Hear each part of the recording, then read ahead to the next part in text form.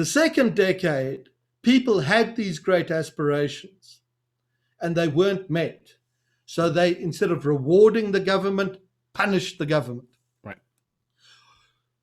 Where this sinister ANC now can win the thing is it does happen if you become a country that becomes so poor that you are a hungry person. You don't have the luxury of aspirations anymore. You're just tired and hungry and fed up and very, very sad. And if some populist comes along and promises you a new BMW on your farm, you might say, what the hell? Why not? This sinister business of running the country into the ground can pay political dividends in seeing ANC support again recover if the driving into the ground is so terrible and so deep that a considerable proportion of people just become desperate, really desperate, truly hungry, as would happen under a policy of expropriation.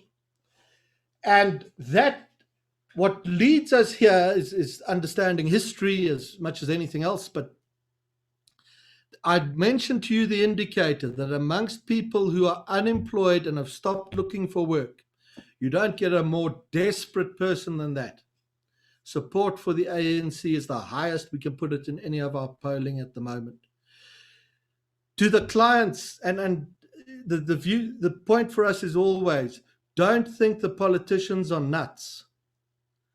Don't see the world through the prism that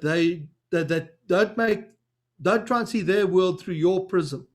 You're in business, you run a bank, a successful newspaper, because when you meet a hindrance, you make a plan and you set it right and you do better and you grow your enterprise.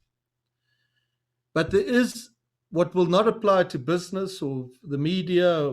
There is a political option of scorched earth that may see your popularity rise again. So what the decrepit side of the ANC is doing is not mad, insane, stupid.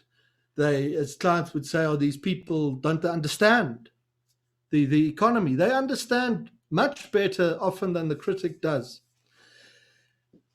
And if we're to avoid this, the critical importance is not to allow aspirations in our country to die.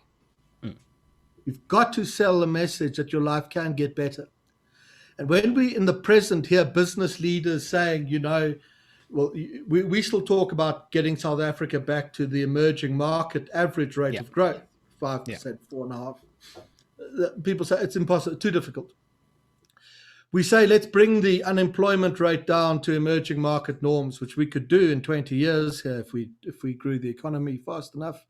We get told it's too ambitious. Yeah. That's a hell of a dangerous mindset for influential people to get into, because you're going to feed the desperation of very large numbers of people who do not have any serious shot at a better life anymore. They had that before.